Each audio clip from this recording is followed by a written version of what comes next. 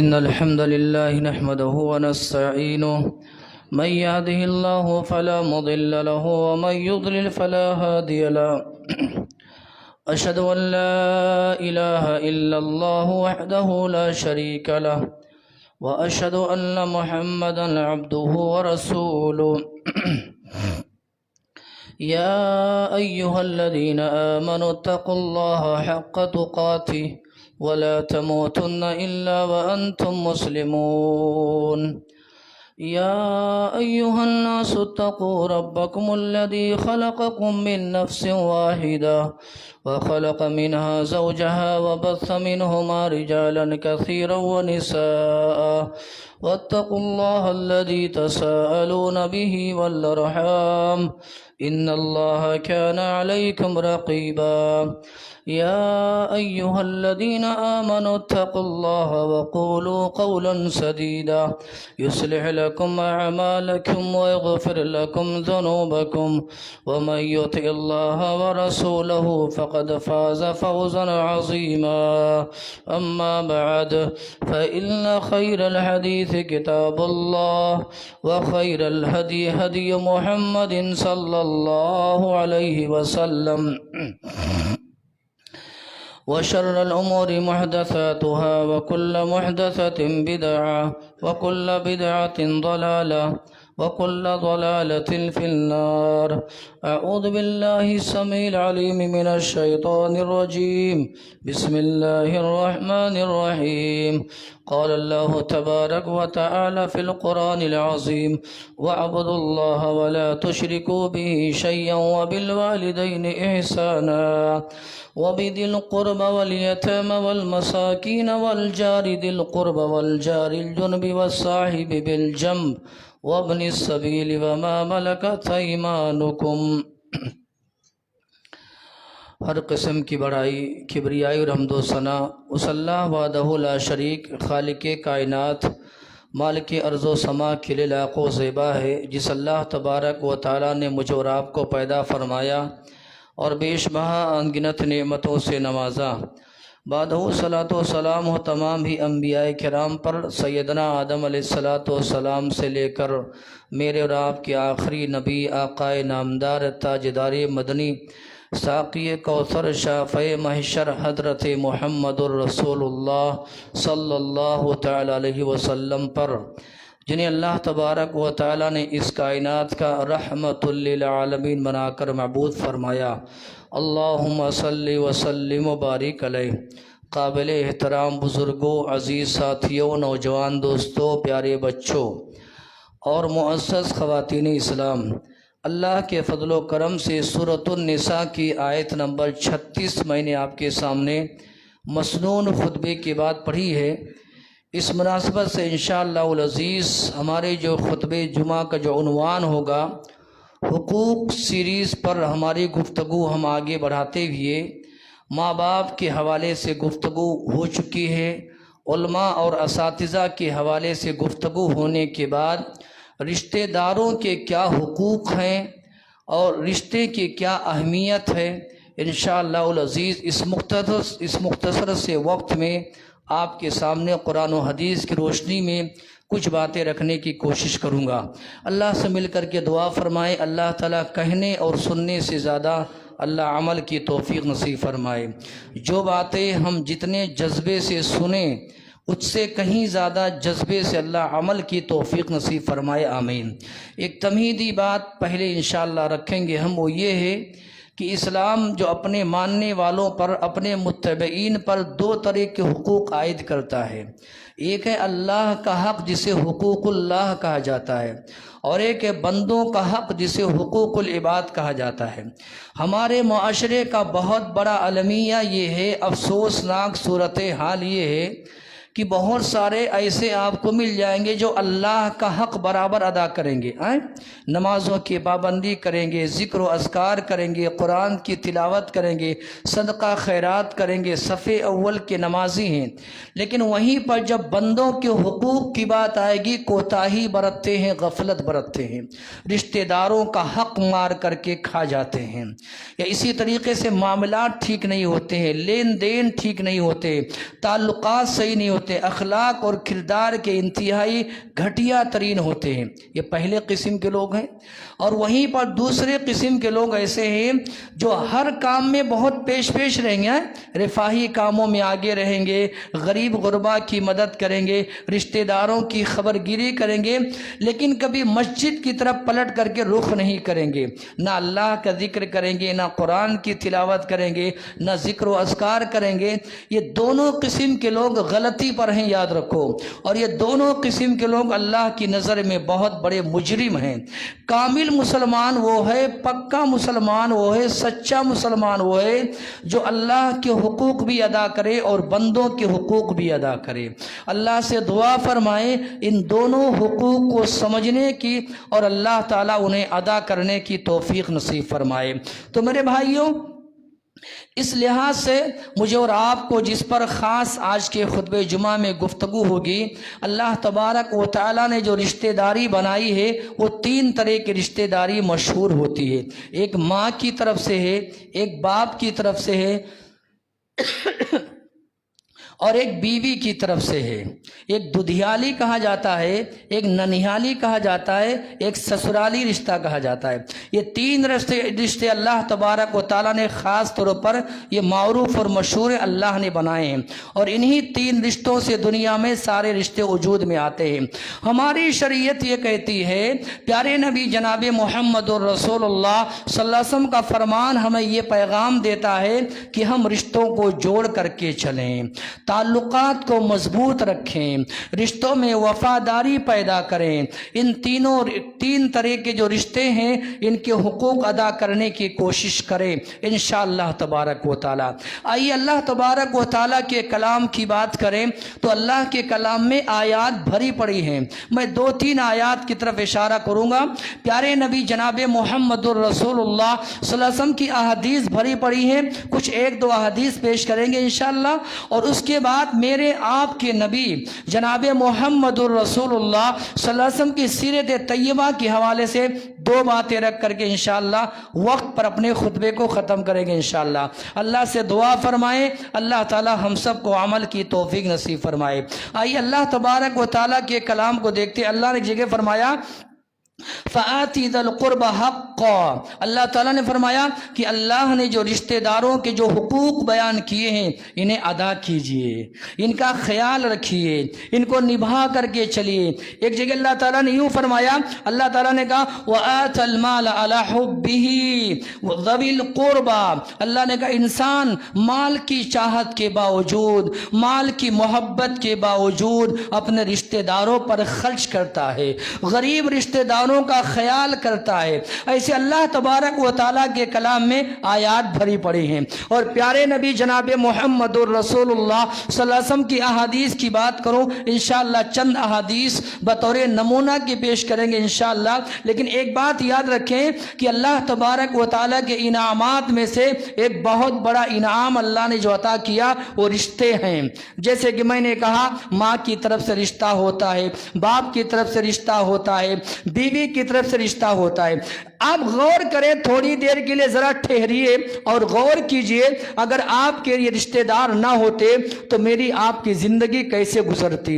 اور آپ سوچئے دنیا میں جس کی کوئی رشتہ داری نہیں ہے نا اس کی دنیا میں کوئی اہمیت نہیں ہے۔ اس کو یاد رکھیے آپ، جس کے پاس رشتہ داری نہیں ہے اور رشتہ دار نہیں ہے نا اس کی دنیا میں کوئی اہمیت نہیں ہے۔ یہی وجہ جانتے ہیں اگر کوئی آدمی تنہا زندگی گزارے، زخم کھا جائے تو مرہم رحم کرنے والا کون ہے؟ حادثہ ہو جائے تو ساتھ دینے والا کون ہے؟ بیمار ہو جائے تو تیمارداری کرنے والا کون ہے؟ غم اگر اسے آ جائے تو اس کے غم کو بانٹنے والے کون ہوتے ہیں؟ رشتہ دار تو ہی ہوتے ہیں، کبھی ددھیال کے ہوتے، کبھی ننیحال کے ہوتے اور کبھی سسرال کے ہوتے۔ سبحان اللہ۔ یہ جانتے ہیں یہ رشتہ دار کیا کرتے ہیں؟ آپس میں مل بیٹھ کر کے غم بانٹ لیتے ہیں، غم کو ہلکا کر دیتے ہیں۔ اس لیے اللہ تعالیٰ نے کیا فرمایا؟ اللہ کے انعامات میں سے ایک بہت بڑا انعام ہے یہ رشتہ داری جو اللہ نے بنا کر کے بھیجی ہے۔ اللہ کے واسطے اس رشتہ داری کو نبھا کر کے چلو۔ اللہ سے دعا فرمائے اللہ توفیق نصیب فرمائے۔ پیارے نبی جناب محمد الرسول اللہ صلی اللہ علیہ وسلم کی احادیث پیش کرنے سے پہلے قرآن مجید کی وہ آیت کریمہ کتنی معروف ہے۔ اللہ نے کہا هو الذی خلق من الماء بشرا فجعله نسبا وسہرا وكان ربك قدیرا۔ اللہ نے کہا وہی اللہ تبارک و تعالیٰ کی ذات ہے جس نے پانی سے انسان کو پیدا کیا، نسبی رشتہ اللہ نے بنایا، سسرالی رشتہ اللہ نے بنایا، اور اللہ تبارک و تعالیٰ اس بات پر قادر ہے۔ اور آئیے لے کر کے جائیے بات آئی ہے تو پیارے نبی جناب محمد الرسول اللہ صلی اللہ علیہ وسلم کی وہ حدیث اتنی معروف اور مشہور ہے، کان کھڑے کر دینے والی ہے۔ ذرا توجہ سے سننا اور دل اور دماغ کی جو کھڑکیاں ہیں نا ذرا کھول لینا، اور ذرا تصور کیجئے ہم کہاں جی رہے ہیں اور ہم نے اپنے رشتہ داروں کا حق کہاں تک ادا کیا ہے۔ اللہ سے دعا فرمائے اللہ توفیق نصیب فرمائے۔ آپ علیہ السلام نے کیا فرمایا؟ حدیث کے راوی انس رضی اللہ تعالیٰ عنہ ہیں، کہتے من احب ان یبسط له فی رزقہ وینسى له فی اثرہ فلیصل رحمہ۔ میں اللہ کی قسم کھا کر کے کہتا ہوں یہاں میرے جتنے مصلی بیٹھے ہیں اور امت کی مائیں بہنیں ہیں، سب کی یہ دو چیز کی تمنا ہے، یہ خواہش ہے، یہ آرزو ہے۔ ہر آدمی اس بات کا خواہاں ہے کہ دنیا میں دو چیزیں مل جائیں۔ نمبر ایک، کاروبار بڑھ جائے، بزنس بڑھ جائے، کاروبار میں ترقی ہو جائے۔ ایک دکان ہے تو دو دکان ہو جائے، دو ہے تو چار ہو جائے، چار ہے تو 8 ہو جائے، 1000 کماتا ہوں 2000 کمانے لگوں۔ یہ ہر آدمی کی تمنا ہے۔ یہ پہلی تمنا ہے روزی کے بارے میں، اور دوسری خواہش کیا ہے نا، 60 سال کو پہنچ چکا ہوں، 10 سال اگر اللہ اور دے دیا تو پوتروں کی بھی شادی کر دیتا، نواسوں کی بھی شادی کر دیتا، ساری ذمہ داری سے بری ہو جاتا۔ ہر آدمی کی تمنا کیا ہے؟ مال بڑھ جائے اور عمر میں ترقی ہو جائے۔ سنو، ڈاکٹروں کی بات ماننے والوں اچھی بات ہے، ڈاکٹروں کی بات مانو، ان کے مشورے پر چلو، لیکن دنیا کے سب سے بڑے جو طبیب ہیں اور حکیم ہیں پیارے نبی محمد رسول اللہ صلی اللہ علیہ وسلم نے یہ فرمایا ہے ایک چیز اپنا لو، ایک نسخہ اپنا لو۔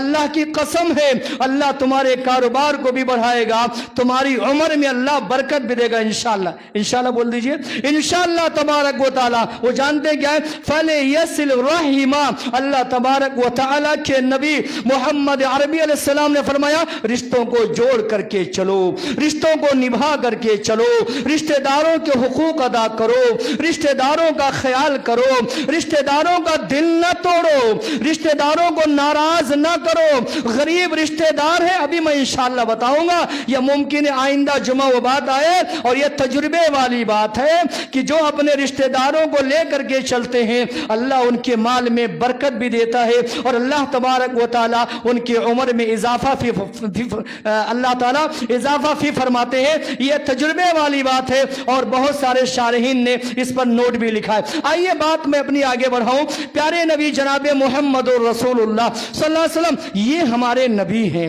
جانتے ہیں آپ رحمت للعالمین ہیں۔ پیارے نبی محمد رسول اللہ صلی اللہ علیہ وسلم کی سیرت طیبہ دنیا کے ہر دور کے لیے، دنیا کے ہر انسان کے لیے، دنیا کی ہر شخصیت کے لیے اسوہ ہے، نمونہ ہے، قدوہ ہے، آئیڈیل ہے۔ ہر آدمی، ہر دور میں رہنے والا آدمی اگر وہ دنیا میں زندگی میں کامیابی چاہتا ہے، ایک شخصیت ہے اسے آئیڈیل بنا لے، نمونہ بنا لے، وہ ہے محمد رسول اللہ صلی اللہ علیہ وسلم، آپ علیہ الصلوۃ والسلام کے بارے میں قرآن نے کیا کہا؟ لقد کان لکم فی رسول اللہ اسوۃ حسنہ، اے آنے والی نسلوں اور اے محمد صلی اللہ علیہ وسلم کی امت والو، تمہارے لیے نبی کی زندگی میں اسوہ اور نمونہ ہے۔ کیسے جانتے ہیں؟ آئیے، بخاری شریف کی بہت بڑی طویل ترین روایت ہے، پیارے نبی علیہ الصلوۃ والسلام پر جب پہلی وحی نازل ہوئی، آپ علیہ السلام گھبرائے آئے۔ کہاں گئے جانتے ہیں؟ یہ سبق لے کر کے جاؤ، آپ پریشان حال ہیں، غم کے مارے ہیں، دنیا کے ستائے بھی ہیں، آپ دنیا جہاں میں نہ جاؤ، اللہ نے بیویاں عطا کی ہے، سب سے پہلے اپنی بیوی کے پاس جاؤ۔ سبحان اللہ، غم کا مداوا وہاں ہے، غم کا علاج وہاں ہے، اللہ تبارک و تعالی نے سکون تمہاری بیوی میں رکھا ہے۔ پیارے نبی محمد رسول اللہ پر وہی نازل ہوئی، آپ گھبرائے کہاں گئے جانتے ہیں؟ صدیق اکبر کے پاس جا سکتے تھے، دیگر صحابہ کرام کے پاس جا سکتے تھے، آپ علیہ السلام کیا کیے؟ سب سے پہلے بیوی خدیجہ کے پاس آئے اور آ کر کے کیا کہا؟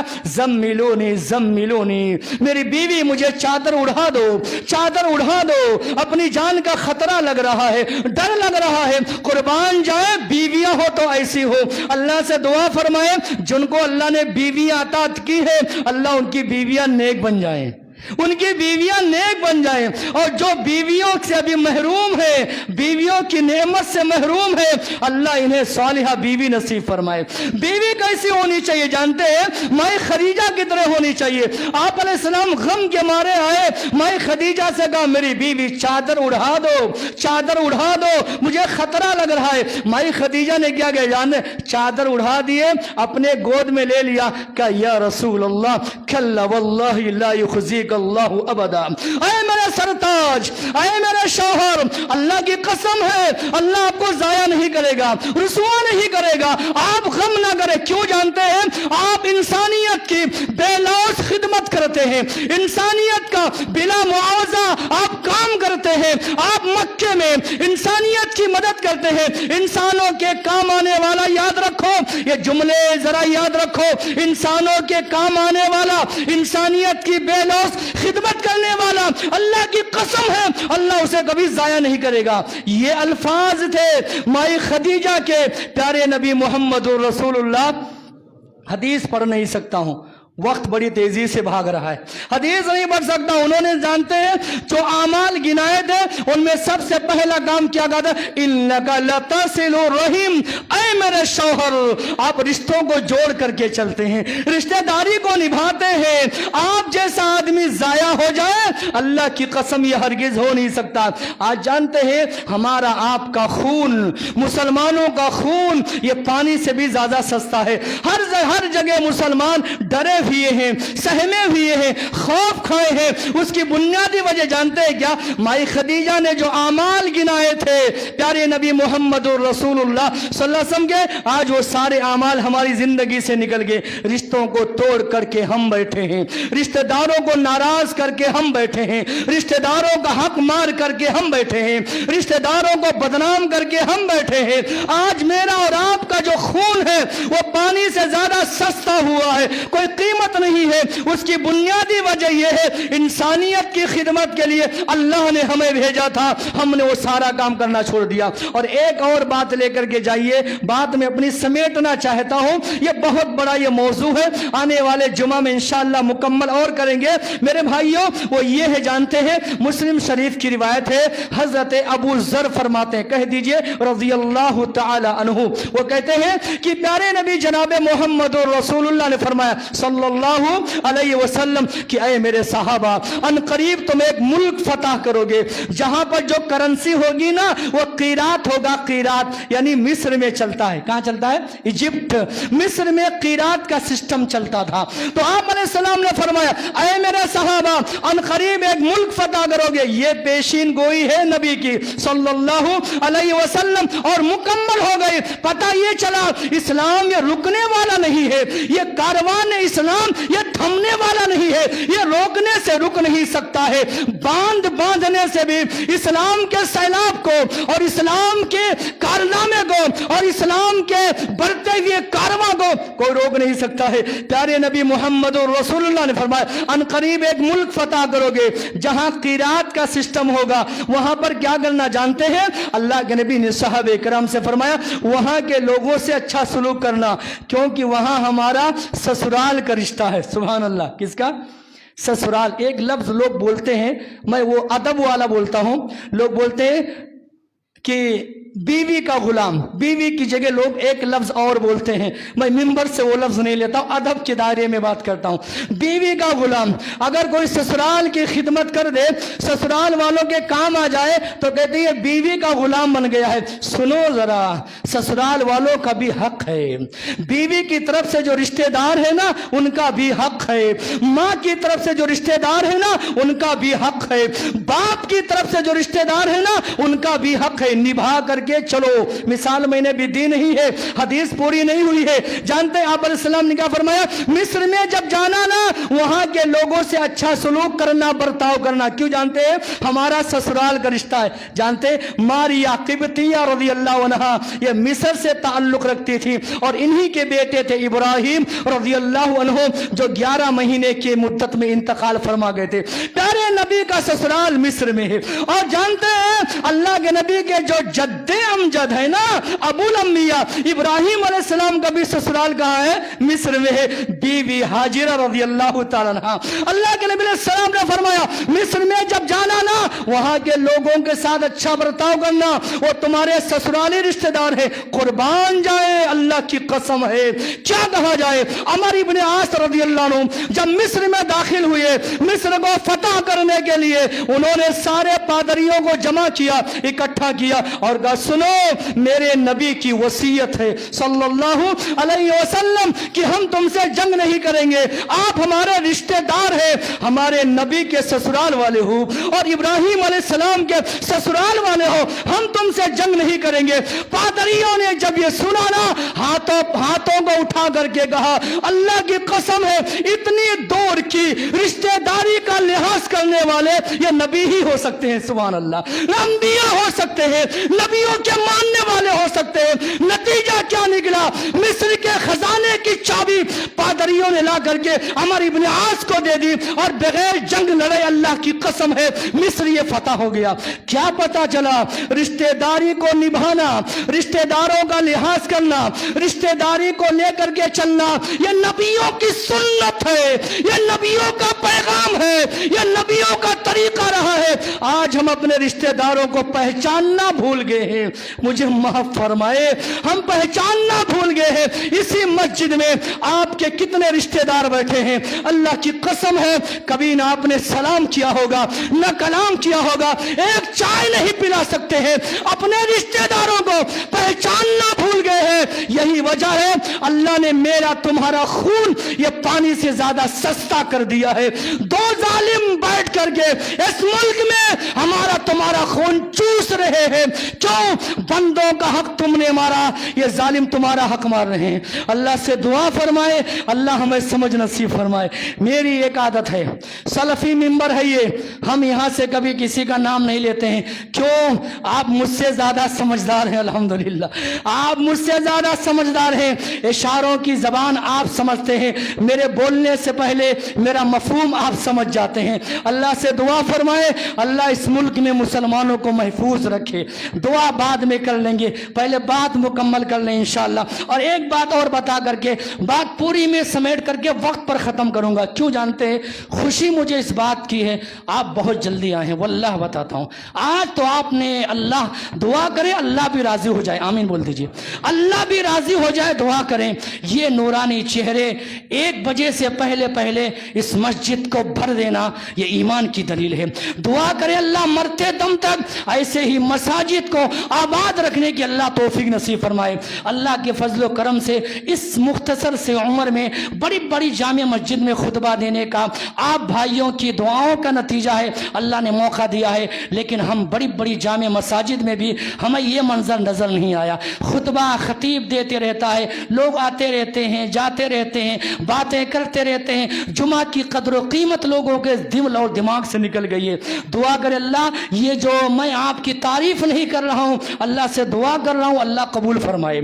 इसलिए वक्त पर इंशाअल्लाह बात मैं ख़त्म करूँगा, 4 मिनट मेरे पास और रह गए हैं, एक और बात करेंगे इंशाअल्लाह। और मैंने कहा मौजू बहुत बड़ा है, आने वाले जुमा में इंशाअल्लाह मुकम्मल करेंगे। दुआ करे अल्लाह सबको सेहत व आफियत से रखे, आमीन। सबके अल्लाह उम्र हयात में अल्लाह बरकत नसीब फरमाए। शुरू में ही मैंने कहा 2 चीज़ें पाने की तमन्ना हर आदमी को है, काम एक करना है। उम्र में आदमी बरकत चाहता है, माल बढ़ाना चाहता है, फले यसिल रहीमा, रिश्तेदारों का ख्याल करें। जानते एक बात और याद रखें, सबसे ज़्यादा तकलीफ ना अपने रिश्तेदारों से होती है, याद रखें। कोई बाहर मुल्क में रहने वाला आज करके आपको कोई तकलीफ नहीं देगा, बैरूनी ममालिक में रहने वाले आपका माल नहीं लूटेंगे, आपके ज़मीन पर नाजायज़ कब्जा करने वाले आपके रिश्तेदारी होते हैं, आपका पड़ोसी होता है। जहाँ 4 बर्तन होते हैं वहाँ खनकने की आवाज़ आती है, टूटने की भी आवाज़ आती है, गिरने की भी आवाज़ आती है। शरीयत कहती है सबसे ज़्यादा तकलीफ इंसान को अपने सगों से होता है, सगे भाइयों से होता है, सगे रिश्तेदारों से होता है। लेकिन हमारी शरीयत ये कहती है पलट कर जवाब देने के बजाय उन रिश्तों को लेकर के चलो। चलेंगे इंशाअल्लाह? जरा इंशाअल्लाह बोले, इंशाअल्लाह लेकर के चलेंगे, इंशाअल्लाह किसी को नहीं छोड़ेंगे इंशाअल्लाह। तकलीफ सबसे ज्यादा अपनों से होती है, वास्ता अपनों से पड़ता है ना। पड़ोसी की मुर्गी आ गई, झगड़े शुरू, प्लेट गायब हो गया, पड़ोसी पर अटैक कर दिया हमने, झगड़ा शुरू हो जाता है। हमारी शरीयत ये कहती है सबसे ज्यादा तकलीफ अगर इंसान को आती है अपनों से आती है। कुर्बान जाए प्यारे नबी मोहम्मद रसूलुल्लाह ने फरमाया, हर एक ये जुमला जरा गौर से सुनिए, प्यारे हबीब अलैहिस्सलाम के पैगाम का मफहूम यह है, हर रिश्तेदार से अगर आप झगड़ा करने लगेंगे, मुंह मोड़ने लगेंगे, रिश्ता तोड़ने लगेंगे, आने वाले कल को आप अकेले हो जाएंगे, तने तनहा हो जाएंगे, कोई रिश्तेदार आपका साथ नहीं देगा। हर बात पे रिश्तेदारी तोड़ने की बात करना, हर बात पे रिश्तेदारों को काटना, आने वाला जुमा आप तने तनहा हो जाएंगे, कोई आपका साथी नहीं बनेगा। इसलिए रिश्तेदारों के हमलों का पलट कर जवाब देने के बजाय लेकर के चलिए, चलेंगे इंशाअल्लाह। अल्लाह हमें इसकी तौफीक नसीब फरमाए, आमीन कहिए अल्लाह। अल्लाह हमें इसकी तौफीक नसीब फरमाए। एक मिसाल लेंगे बुखारी शरीफ की, माई आयशा, क्या नाम मैंने लिया? माई आयशा सारे मोमिनों की माँ है और सिद्दीक अकबर की बेटी है रज़ियल्लाहु अन्हा। इन पर मुनाफिकीन ने इल्ज़ाम लगाया, नऊज़ बिल्लाह, वो लफ्ज़ मैंने कभी मिंबर से नहीं लिया है, मैं तोहमत का लफ्ज़ बोलता हूँ। तोहमत लगाया उन्होंने, इल्ज़ाम लगाया उन्होंने माई आयशा पर बदचलनी का, नऊज़ बिल्लाह। आयशा जैसी औरत अफीफा, ताहिरा, मुसद्दिका, सादिका, पाकीज़ा औरत को जालिमों ने नहीं छोड़ा है। कल हमारे एक मौलाना ऑनलाइन चल रहा है, लेकिन मौलाना के लिए दुआ करूंगा, वल्लाह बताता हूं दिल मेरा अंदर से रो रहा है, दुआ करूंगा। ये ऑनलाइन चल रहा है खुतबा, लेकिन मेरे अब सबके आलिमों के लिए दुआ करेंगे, जितने भी मसलक के उलमा हैं अल्लाह उनकी हिफाजत फरमाए, अल्लाह हिफाजत फरमाए। इन जालिमों ने जनाब यूसुफ को नहीं बख्शा है, हमें और आपको बख्शेंगे, उम्मीद न रखिए, अल्लाह से उम्मीद रखिए इंशाअल्लाह ताला। माई आयशा पर मुनाफिकों ने इल्जाम लगा दिया। जानते हैं उन इल्जाम लगाने वालों में मुसलमान भी शामिल हो गए। भयानक इस तरह उन्होंने जाल बिछाया था ना, जाल ऐसा खतरनाक बिछाया, मुसलमान भी उसी झांसे में आ गए। एक सहाबी रसूल आ गए, जरा बुरा भला नहीं कहना, सारे सहाबा को अल्लाह ने माफ कर दिया है, सारे सहाबा को अल्लाह ने माफ कर दिया। मिस्ताह रज़ियल्लाहु अन्हु, जानते कौन है? सिद्दीक अकबर के खालाजाद भाई थे ये, और ये गरीब सहाबी थे। हर महीना सिद्दीक अकबर इनकी मदद करते थे, मुट्ठी बंद करके दे करके आते थे, बिला किसी मुआवजा के हर महीना अपने खालाजाद भाई की मदद करते थे। बेटी को बदनाम किया गया, बदनाम करने वालों में मिस्सा भी शामिल है। सिद्दीक अकबर के दिल को चोट लगी कि जिसको मैं हर महीना ताउन देता हूँ, मदद करता हूँ, इमदाद पहुँचाता हूँ, मेरी बेटी को बदनाम करने में वो भी شامل ہے کہ اللہ کی قسم ہے آج کے بعد تجھے میں ایک پیسہ نہیں دوں گا. یہ ان کا فطری غصہ تھا. لیکن بڑے لوگوں کی چھوٹی غلطیاں بھی اللہ کو پسند نہیں ہوتی ہے. بڑے لوگوں کی چھوٹی سی نادانی بھی اللہ کو پسند نہیں ہے. صدیق اکبر نے قسم کھا لیا آج کے بعد مدد نہیں کروں گا. اللہ نے اس آیت کو نازل کیا. پڑھوں آیت کریمہ؟ پڑھ دیتا ہوں. اللہ تعالیٰ نے کہا وَلَا يَأْتَلِ أُولُو الْفَضْلِ مِنْكُمْ وَالسَّعَةِ أَن يُؤْتُوا أُولِي الْقُرْبَى وَالْمَسَاكِينَ وَالْمُهَاجِرِينَ فِي سَبِيلِ اللَّهِ وَلْيَعْفُوا وَلْيَصْفَحُوا أَلَا تُحِبُّونَ أَن يَغْفِرَ اللَّهُ لَكُمْ. اللہ نے کہا یہ بڑے لوگوں کی شان نہیں ہے کہ غریب رشتہ دار اگر کوئی بات کہہ دے تو ناراض ہو کر کے مدد کرنا بند کر دو. یہ بڑے لوگوں کا کام نہیں ہے. اللہ نے کہا تم نہیں چاہتے ہو اللہ تمہیں معاف کرے, اللہ تمہیں بخش دے, اللہ تمہیں درگزر کرے, تم نہیں چاہتے ہو. یہ آیت کریمہ نازل ہوئی. صدیق اکبر رونے لگے. ان کے الفاظ سنیے. انہوں نے کہا واللہ انی احب ان یغفر اللہ لی. اے اللہ, اللہ کی قسم ہے میں اس بات کو پسند کرتا ہوں اللہ مجھے بخش دے. اور جو انہوں نے قسم کھا لی تھی آج کے بعد مہینہ دینا بند کر دوں گا, آئندہ سے ڈبل دینا شروع کر دیا. سبحان اللہ. اس لیے رشتہ داروں کی غلطیوں کو معاف کرو. کریں گے انشاءاللہ. رشتہ داروں کی غلطیوں کو معاف کرتے ہوئے رشتہ جوڑ کر کے چلو. توڑتے توڑتے توڑتے جاؤ گے, آنے والے دن میں آپ تنہا ہو جاؤ گے, آپ کا کوئی ساتھی نہیں ہوگا. اللہ سے مل کر کے دعا فرمائے. اللہ